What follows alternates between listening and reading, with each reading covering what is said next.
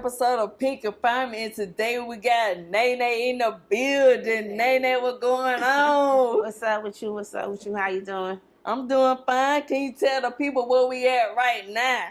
We had the Pink Confinement, and I ain't confined, but everything pink in this. Okay, then. Okay, then. Nene got me turned up in this bitch. Okay, then.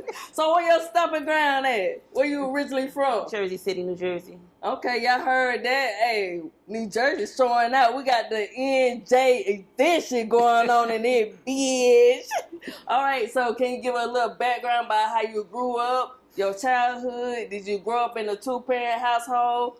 Well, in the beginning, I grew up in a two-parent household. My adopted father died when I was 10 years old. I was adopted. My adopted mother adopted me. I found out I was adopted when I was in the 5th grade. Going through, you a kid, going through shit you ain't got no business going through. And I found out my older, so this lady that be coming here is actually my mother, but the person that was residing was one of my mother's close friends. My mother and father, my biological parents, was addicted to heroin. They was shooting up, like that was their fad, coming up in their day. They was intravenous drug users. So actually, I was born 2 pounds, no ounces. I was born addicted to crack. Thank God I ain't do it. I sold it, but I was born a crack baby. So what did that do to you, finding out that you was adopted? It did a lot. It made me become real rebellious. It made me feel unwanted. It made me feel like I wasn't worth shit. So that's when I really turned up and really got into the streets. I was molested at 11. And it was like, you know what? Like, damn, this happened to me. I'm finding out I'm adopted. So I'm like, you know what it is, what it is. Let me just do whatever. Mind you, I was a straight A student, but I wasn't getting rewarded for my straight A's because it's crazy because my adopted mother started getting high once my adopted father passed away and she found out he had HIV. No. And now she HIV, so she like, fuck it, I might as well just... And she wasn't with the drug shit. She sold drugs. And my adopted father was a stick-up kid at night and a chef during the day at the Hilton Hotel in Woodbridge. So he portrayed to be the family guy. We had everything, leather bombers, minks. Like me and my sister that was brought up in the same household. Like they used to say we was bad, but not bad, physically bad. We dressed dope as hell. Okay then. And once my adopted mother started getting high, everything went downhill. That's when I got into checks and credit cards and stuff. Okay then. So could you talk about, touch on, who was the person that molested you? Was it a family member? A family member. Somebody that was coming to my mother's house to get high. So you ain't never told her? I told her. She would have reacted different if she wasn't getting high because the mother I knew before she started getting high, she was real strict. We couldn't wear short shirts with tights. Like if we wore tights and she put leggings on us, little stirrup pants, we had to wear long shirts. You know, they was Muslims, so we couldn't wear nail polish, couldn't wear lip gloss, couldn't wear makeup, couldn't stay the night out, had to come in the house at 6 o'clock to eat. Like, they was real strict. But once my adopted father died and she started getting high, it was like, oh yeah, y'all could go here, y'all could stay the night out. It's like she started giving us ledgeway and more freedom. And that's that I started seeing more stuff. And you know, back then, when grown-ups come, go in your room. Yeah. So in the midst of her gnawing out, I'm in my room, he come in my room, he do what he do. And when I expressed myself and like I was bleeding, I expressed myself. I'm like, listen, like how does Yankee Cap get in my room? Like if this man saying I'm lying, like this ain't mine. And my mother beat him with the police lock, this long pole we had on our door. She beat him with that. But as far as taking me to the doctor or anything like that, nah, she ain't do that. So how long did it carry on? It was just that one time. Okay. One thing I can say, she ain't let the guy come back in the house to do whatever they was doing. But it's just that it scarred me. So did you ever see him after that? I seen him years later after that. And this when I started hustling on the hill in Jersey City on Stagman. I saw him crossing the street. And everybody like, where you running? I ran, got in my car, and I tried to like run him over. I tried to knock him off the curb, but I ain't succeed. Okay then. So what would you tell a young female that's going through that same thing that you went through, like being molested or whatever, and their parent is addicted to drugs and won't listen? What advice would you give them? I would tell them to try to find anybody that's somebody that they close to, like a teacher, a guidance counselor, a best friend, one of their friends' mothers, somebody who they know that they can trust and confide in, and somebody they know they could take them somewhere, like to the healthcare clinic, to the doctor, and somebody that can, help keep them well grounded and not let them get off track, like become promiscuous or feel like they worthless or try to commit suicide or anything like that. Like, I try to tell them to go to anybody that they could trust, even if it's a best friend, somebody. Because back then I had my guard up with everybody. So it was like, if I said my biological mother said fuck me, it was like everybody said fuck me. So I used to have this mask on, like, fuck everybody. I don't trust nobody. I don't want nobody to help me. But basically, I was really crying out for help, but the help wasn't being receptive. Okay. So were you ever suicidal from that incident? No. No? That's one thing I can say no. Was you revengeful? Did you want to revenge? I started acting out. I started beating up people. I started selling drugs. I bust my first check. I was 13. Started doing credit cards at 14. What? Was hustling. I knew how to bag up, bottle up. I knew how to I mastered all the criminal activities by the time I was 16. I knew how to do everything. So did somebody older teach you this, or you learned on your own? Just by me watching. Mind you, I told you before, I was school smart. I was a straight A student. I got skipped twice. By the time I got to high school, I was 12. Okay, I turned 13 that year. So I put my school smarts into the streets. Once I put the school smarts to the street smarts, I was unstoppable. I was doing whatever. People was older than me coming to me for shit. Okay. So at age 16, about how much you was making a week or a day? I was selling coke. I was selling dope. I was selling red line. I was selling everything. Did you ever have bricks? Yes. What? Mm-hmm. Brick lady? Okay. I learned how to cut it up and everything. Did you learn how to cook it? Mm-hmm. So and when I was selling dust at the time too. I was cooking that too, because you gotta get the peppermint leaves, the spearmint leaves, put that balm food on it, shake it up, put it in the oven, bag it up, then. Okay then. And that's how I started smoking it, because I was selling it. But I ain't never let it take me off my pivot. I still was dressing. I still kept myself up. I still had the cars. I still was doing my ones and twos. But so that's what ended up years later going to the bank, garbed up saying I was Age Bin Laden, Osama Bin Laden daughter. Give me everything. That's how I ended up doing that. So, but what made you want to smoke it? Because during that time, I was staying with my friends and I was dealing with their cousin. And he used to beat my ass. So I was going through domestic violence. So it would numb me. Like, I started becoming numb to everything. Mm-hmm. Like, I dealt with so much since I was young. So I was like, I need something that's going to numb me. I knew not to touch the right shit, because that's what my mother and my father did, the coke and the dope. Like, nah, I knew to stay away from that. So I'm like, let me see how this shit is. I used to see people keep buying it.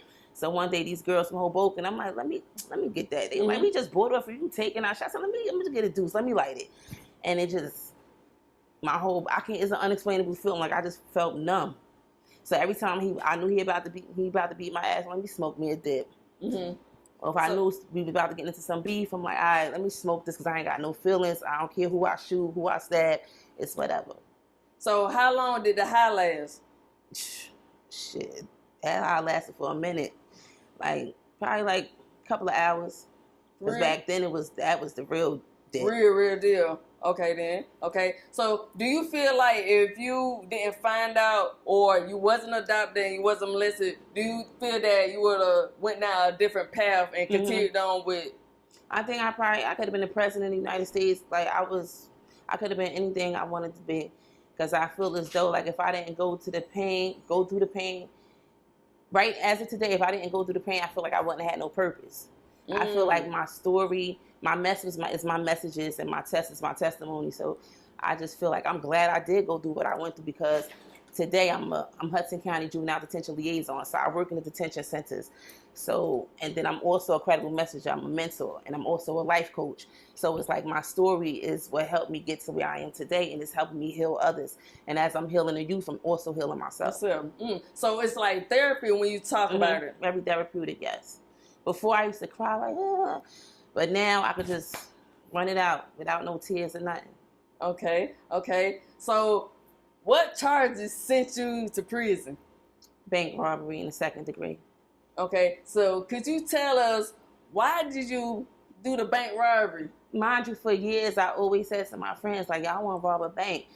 And I was like, I ain't doing that shit. I'm like, man, fuck that. We're going to get this bread. Now, mind you, this around the time Set It Off came out. So I'm really smoking a dip and dust heavy. So I'm looking, I'm like, I broke that. I said, fuck that. I'm going to Set It Off. Okay. So now they looking at me like, I'm like, y'all can stay here. I'm out. I left my car as parked. I caught the bus. I caught the Bergen bus, went to the bank. I had my note. I was up all night. Like, nah, I'm left-handed. This I got right in my right hand. Mm-hmm. And I put, don't look scared, don't look nervous. If you press a silent alarm, the bank gonna blow up. Sincerely, Asia Bin Laden, Osama's daughter. And I used that note in all the 4 banks I did. I made sure I got my note back. Okay, so you just used the note. You ain't had no gun or nothing. Mm-mm. Once they eyes lit up, I knew they got to that Asia Bin Laden and Osama part. Like, no, fuck that. They just blew the whole World Trade down. Now let's get this young lady what she want. Okay. And star floor, I was garbed up as a Muslim. So the only thing you could see was my eyes. I had the contacts on, the light color foundation. Okay. Made me like a whole different person. All right. So how much did you net from these robberies? Undisclosed amount. Okay then. So how did you get busted? Me being me, always letting somebody. I had my own apartment since I was 18, so like I always had people staying with me, and I had let this young lady. Well, she was older than me. I let her come stay with me, or whatever. Taught her how to do little stuff, credit cards and stuff. Tried to put her on, and she ended up turning me into her uncle, who was a detective in Jersey City. She found one of the notes. Me being high, you know how you take a piece of paper, you boil it up, and yeah, shoot, I thought I shot it in the trash can, but apparently it didn't go. She held on that note for 2 months. And when I kicked her out and told her she had to get out because she was nasty, I couldn't deal with the nastiness. Told her she had to get out, and she ended up turning me into her uncle. She kept calling my phone like, you going to jail, you going to jail. Mm-hmm. I do it because we had a fight, and she tried to cut me, but I cut her before she cut me. Okay. So I thought she was going to press charges for me slicing her face up, but she turned me into the cops. You gave her $150? Mm-hmm. Okay. Like a 360. More likely. Ooh, okay then. So, can you take us to that day where they jumped down on you? Where you was at? I was going to Adult Day Learning Center, a high school for your GED or your high school diploma in Jersey City on SIT. So now I'm driving home, and I had a clench in the ashtray. It was, I call it the beef and broccoli. It was the dust with the weed, the red line. So I lit it before I got like to my house, like 4 blocks away. So I'm smoking it. So I bent the corner. I'm like, damn, they running down on somebody. They had the fucking helicopter, the paddy mobiles. They had unmarked cars. And I'm like, damn, I thought they was running down raiding somebody else. They was coming for me. They had the shields on. And mind you, by me saying Asia Bin Laden, they treated me as if I was a terrorist. So that's how they came like that. And they had pulled the guns out, like, get out the car with your hand up. And I'm rolled the window down. I'm like, me? I'm high now. Like, we got some... Get the fuck out the car. They said one, and when they had the bullhorn, like, one more time, get the fuck out. I was like, all right, chill. So I'm like, let me hurry up and smoke because I don't know what the fuck going on. Acting like I just ain't robbed banks a few months ago. They let me pull over. I got out the car. They tackled me. They locked me up. And my dumb ass, like, can I check my mailbox? I think my energy check in there. They like, man, you ain't going to check a mailbox in a very long time. Damn. And they wanted to search my house. So I signed the consent form because I knew I ain't had nothing there. I ain't never been stupid to have nothing where I rest my head at. So I let they cut my couches open. They did whatever they had to do. They ain't find nothing, but they still took me because they already asked old girl statement. So just from her statement. Yeah, and later on down the line, I went to court 18 months. I kept going back and forth to court like it wasn't me. It was Big Bird. I was saying Teletubby. It was somebody. I don't know who did it. It wasn't me. Yeah. So when it was time for me to pick 12, I was going to take it to trial. And I had got to pay the attorney. And they put me in a conference room. They had this big bulletin. And they took the sheet off. So he was like, you want to pick 12 and this you right here? So I was dipped up when I did one of them. The Provident Bank. I had garbed up outside. And before I got to cover my face, the camera, that's that. And I'm like, that's the only one y'all got me for. Mm-hmm. And that was that. Okay. So. Because my first offer was a 40 with 85. Dang. Because of me saying Asia Bin Laden and saying I was Osama's daughter. They saying I was mocking the September 11th attack and this and this and that. So what was your final sentence after everything? I got 2.5 with an 85 running concurrent. Okay, that would have paid the lawyer. One. Mm-hmm. So you had some money saved up. And I wrote the judge up. a letter too, like basically breaking down my whole childhood and, he was empathetic towards my background, but he was like, you know what? I see you change. I got my GED in accounting, a perfect school. I ain't getting out one wrong. So he was like, I see that you smart. He was like, you know, you just basically had a fucked up childhood. Mm-hmm. So he was like, I'm not gonna send you away because I signed for 10. He was like, I'm gonna agree with the 10 from the prosecutors, but I'm gonna give you 5 with 85 to it and run a concurrent. So I'm looking like, I'm smart, but I was like, to my lawyer, what the fuck you talking about, concurrent? He was like, just one 5 with 85. And then he gave me my release date. I'm looking like, still a little bit of time. I'm like, all right, I'll take it. He was like, you go to college down at the Manhattan, you could do some college credits. And that's how I signed up for Union County College credits, classes that they had down there. And that's how, when I came home, I went to Hudson County Community College. I got my associates in applied sciences, health and human services, and I got my bachelor's degree from NJCU in anthropology and sociology. Okay, so your time that you was locked up, what did you do? I did every program they had. I was programmed out. I went to life skills, started, whatever they had down Clinton, I was on it. Okay, so you ain't had no girlfriend? Yes. Yeah, I was gay for the state, straight at the gate. Wait, hold on. Straight at the gate? I was gay for the state, but straight at the gate. Like, once the gate popped, I ain't looked back. They ain't had to put no pressure on you for to come out the pussy?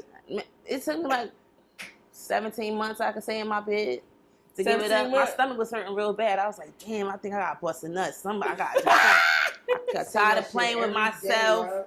I'm like, yo, my stomach hurt. I got busted nuts. So your hand was getting cramped up? Yeah, my hand was like I had carpal tunnel. I was like, nah, I can't get jiggy with this shit. I need that soul. Okay. My soul sucked out, so I ended up doing the one.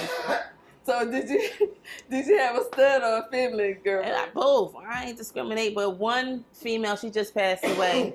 That's what I can say, really turned me out, because I went to Trenton behind that pussy. I was like, nah, you going to Trenton, I'm going with you. Okay. You fighting, I'm fighting with you. Okay, then. And I had a fight with this girl named Yoshi, and I made her shit on herself, and they sent me to Trenton. So them hands official? Mm-hmm. So you being bitches? Mm-hmm. If I had you to, rocking? Yeah. So you knocking hoes out? If I had to, a hoe better not play with you? Right. Okay then, y'all heard that shit. She ain't playing no game. So that's what really woke me up, though. That at said time, being in Trenton 23 and 1, that's what really made me like. Cause Clinton to me was like a playground. Like you could get your fucking pussy sucked, you could eat, you could be playing cards, you gambling, you getting high, you doing it all. So it wasn't like really like, damn, I'm locked up. Being in that fucking in Trenton and Asset, them doors, boom, boom, boom, boom. Like, damn, no TV, no nothing. Like, you gotta wait till you get to level 2 to get your TV. You got motherfuckers screaming through your doors. I love you. No, you love me. I'm like, yo, this shit'll drive you fucking crazy in this motherfucker. You don't know if it's raining outside, if the sun out there, nothing. Because the window was so skinny and it had like that white, like foggy stuff on it. So I didn't know if I was coming or going. But that's when I really like found myself, though. Okay, so you playing spades in there? When Trenton? Yeah, we was locked up. Yeah, Clinton. Yeah, spades, pinochle. Yeah, you can't.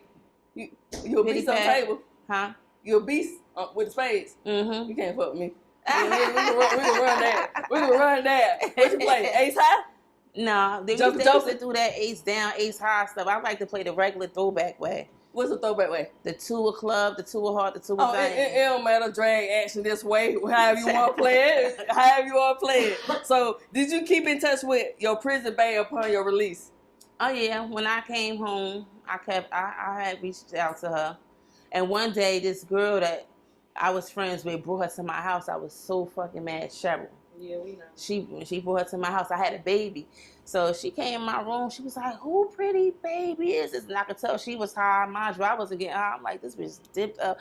I said, if you don't put my fucking baby down. I said, Cheryl, why the hell you bring her to my damn house? 2 weeks later, I ended up letting her sucking my soul out. But I'm like, nah. I'm like, nah, I can't do this. Okay. It was good. I just wanted to throw back real quick. Okay then. So, with all the programs that you took and stuff like that, did any of them prepare you for the outside? No. So, what prepares you for the outside? You gotta be mentally stable and have it in your heart and in your mind. Because anybody can say they're gonna do something. But when you got it in your heart and your mind, it's embedded in your heart and your mind. Like, you know what? You make a plan, you execute it, and you gotta have a strong foundation, even if it's one person who believes in you and to help you execute it. Besides that man upstairs, but you gotta have somebody to help you execute it, because you know everybody falls short, but you always need that person to give you that step that push or that step. And that was my sister. Okay. So was that your sister too when you did your time? Yeah, that's my sister for my mother and my father. That's who grew up in the adopted household with me. Okay. And she was like, she let me come to her house. And mind you, me and her was beefing because I had mad tickets on her name. Renison a color time. I fucked them. I had some shit. There's some shit going on. But she bypassed all that. She held me down. I was able to call her or whatever. She did a couple of visits. But I told her she could have did more, but then I had to look at it like, you did enough. Because I needed that. And I had somebody on the outside coming to see me, and Beanie told me he was gay, so I had to cut him off.